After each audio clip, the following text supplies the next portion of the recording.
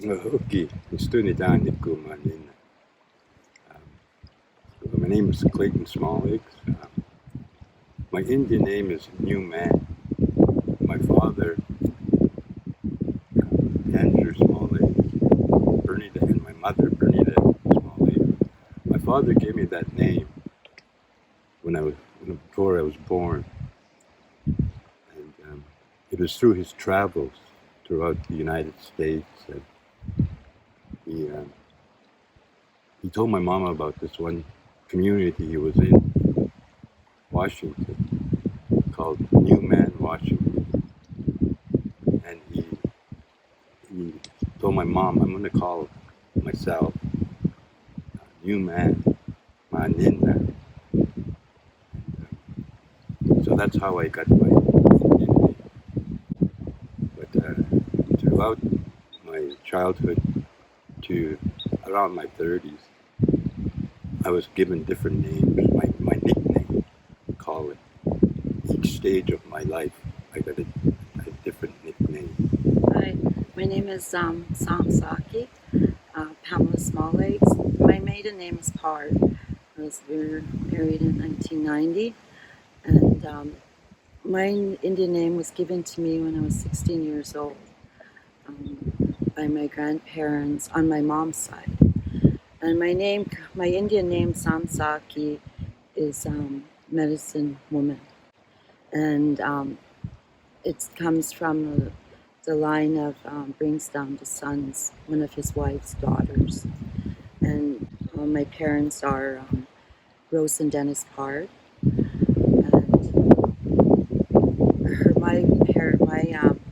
my mom's parents are Leo Smith and Rosa Smith. I call us the first generation out of boarding school. And what that interprets to is that we were the first ones to go off reserve to be educated. So we can really see the past and the present really well. It's only been 100+ years, so we're still in that area. And from treaty, it started way down east, and it made its way up. It came from the north, and when it went to came to us, Treaty 7, known as Treaty 7, we were also the last ones because they came from Sixigai, and to stand off, and then to us. So we are really the last ones that, as my dad would say, became civilized. That is his jokey way of saying, and maybe his own way of, making fun of the humor that they thought of us, that we were savages. But here we knew everything about the land. We knew everything about everything. We were, and I take it that we were from I and Pam's great-grandfathers.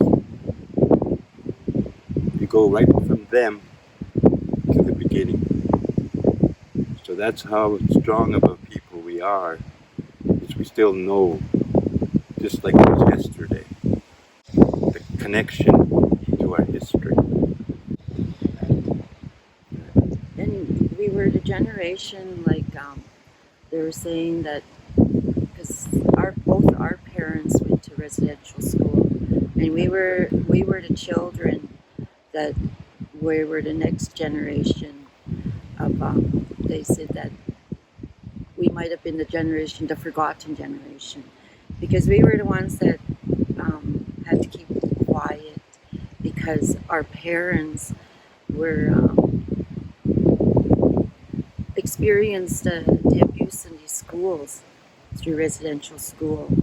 So today it evolved to where what Clayton's saying is that, well, we had to figure it out.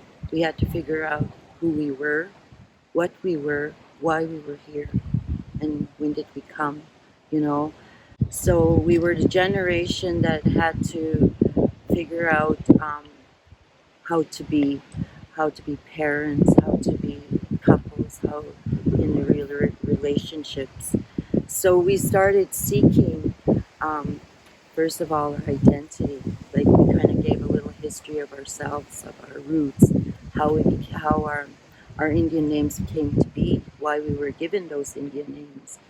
And there's always a reason why we were given those Indian names, is because we represented something or somebody. In each generation today, now that the age we are, or we're becoming elders, at our age now, and the understanding, because a lot of what happened, why we had to keep quiet, is that is because our parents were taught that we couldn't, our language, one of our language was that they couldn't speak it, right? So with us, our parents didn't speak. Well, for me, when I was younger, they didn't want to teach us our language. It's because they said that it was a mental thing that was told to them, that they didn't want us to suffer the way they suffered, in the schools, because they were young. They were 4 or 5. 4 or 5 year olds that were taken out of their home.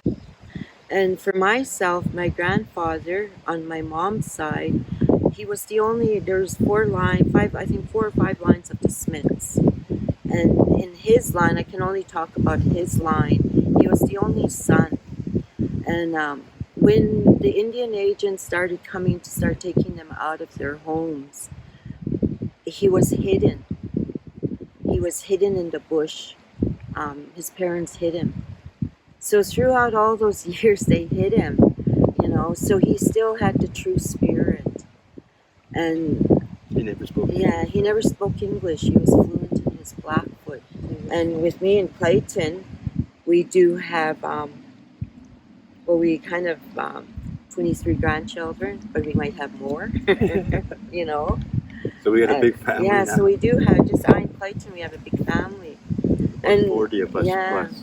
And just understanding, there's a whole lot of things to understand, but there's not a whole lot of things to understand, because it's just common sense.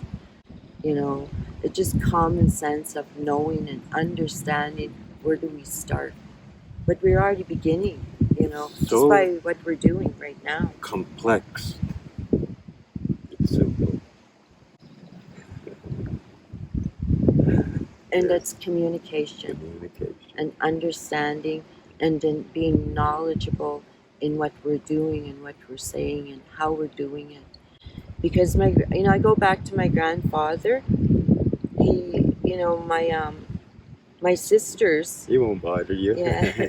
My sisters are educated in the university, right? And there's another, the educated, the balance of our ways, that's education, knowing our ways. It's a parallel, right? Of knowing and understanding and not forgetting that, hey, this is where we came from when we get educated. Because we're educating ourselves to understanding of how we're going to move forward in a positive. We're going to always have negative, but the positive is going to balance us to move forward with our children. I and Clayton, we were fortunate, and I can only talk on mine, and Clayton could talk on his, is that on my dad's side, his grandmother was a medicine woman, but her name was Melanie, and she was my great-grandmother. She was a medicine woman, worked along with my husband's grandmother, who was a medicine woman, and they worked together. They doctored together, and I don't know which one of them, but I know it's in the stories that my grandfather has. When one was passing away, they used to doctor with a bow, and that lady, one of the medicine women, passed away, that bow fell on the floor and it just rolled away. Here, the medicine woman, she passed away. And in the stories, um, my mom was the one that told me that story, and she wasn't sure which medicine woman was, but they were both there at the time, but one of them passed away. So going back to that, building those gaps, those are stories that we need to put them down in record, because when the generations next to us, like our children, grandchildren, even community, relatives and community, they need to know those stories, because our ways are still alive. They're still here with us. There's still our importance, the protocols. The protocols are very important of understanding. Where I'm sitting, like I put a blanket here because it's my place. So when we know our place, we know where we belong, and nobody's going to come and sit on it, not unless we're ready to transfer it. And it goes with all different other things. We have our bundle holders, when they're ready to transfer them, when they're ready to transfer our medicine bonnets, our headdresses, when we're ready to give them, there's protocol. And also the possessions, like our spiritual items, our pipes. Those are important because there's protocols to all of them.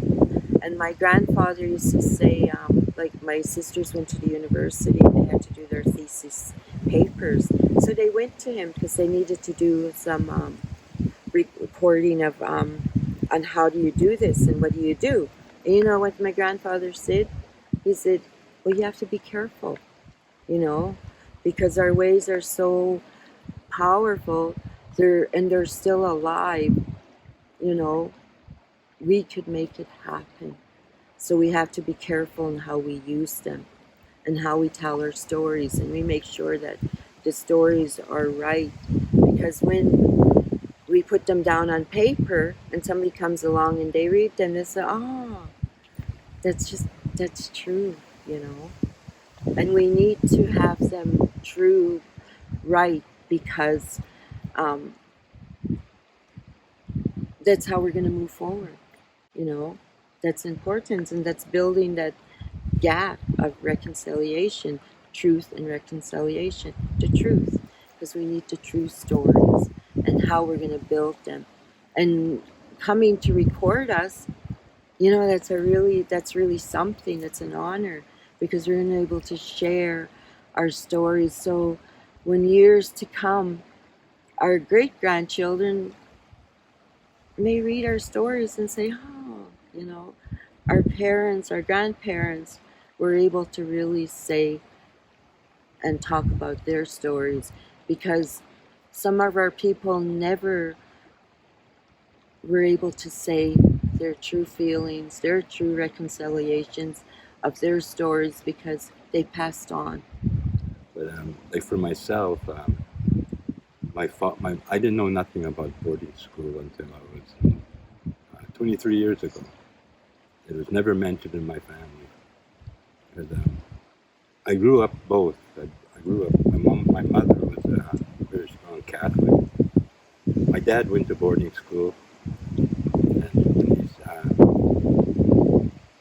he said it. I said a million Our Fathers. I said a million Hail Marys.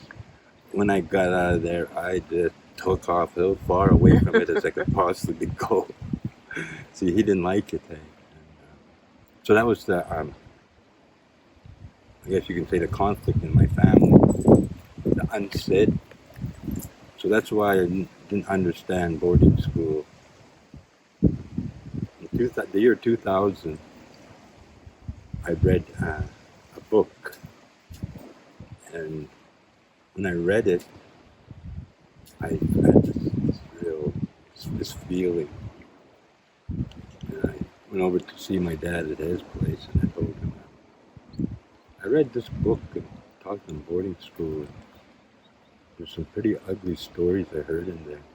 I read in there. And he told me all those things I talked about. that totally, like, a lot of it opened the door for me in understanding all this.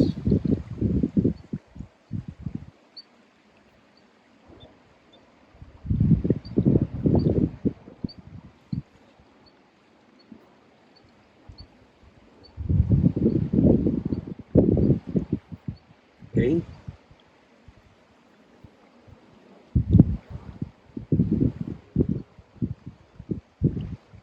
They went through.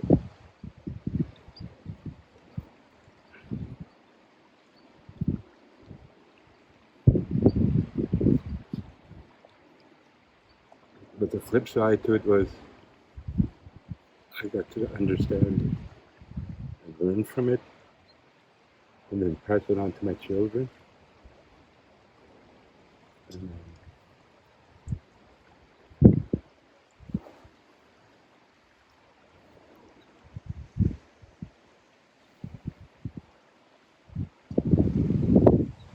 I thought I was over it. Never over it, I guess. But my father was very instrumental in the culture component in our family and to the community. He was very instrumental in bringing our celebration here 67 years ago, it was.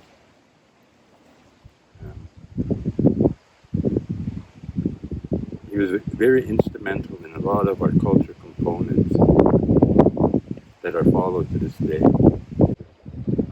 When I was young, I was made fun of for my braids and the way I would dress. And I didn't understand it at the time, so it was quite hard. But as I grew older, like I said, Pam said, we had to learn as we went along because our parents weren't taught, and our grandparents. I didn't even know that my grandparents were in boarding school. I didn't even know my parents were in boarding school until I was in my 30s. But it's not hard to see our ways. You just look into nature. You look at how nature is. It's mothers are the water is her blood. It seeps through the country all over. Very easy to understand. So how I and family have taught our children through understanding our history, and just going back to yourself. Everybody can do that. Go back to who you are, where you come from, what you represent, and that's how it is. That's simple. It's becoming one with yourself, your partner in life, your children, your relatives, your community, and then even further, the whole world. And then after that, your solar system, and then your universe, as we travel through the heavens. The present is the most powerful time in the dimensions there are to be in. Present. Because the past is finished, never going to come back. What you take from it and put it into your future forward is how your future is going to come to you. Like Clayton was talking about the different categories. Those are the circles, like the inner circles, the outer circles. That's like, the relatives and all that. And as we went with the four, the emotional, the physical, the spiritual, all those components, there's four of them. And when you have them balanced within yourself, you're starting to become more knowledgeable, and wisdom comes with it. Because you're letting go, you're surrendering. When you surrender, you become more graceful. Because then you're seeing it, you're seeing it in a different view. And you're listening. to stories. So to continue, what I'd like to see in Truth and Reconciliation is what you're doing right now, is that we're able to give that opportunity to share and to help bridge this gap so we can really say the truth and know where our boundaries are. And thank you. Thank you.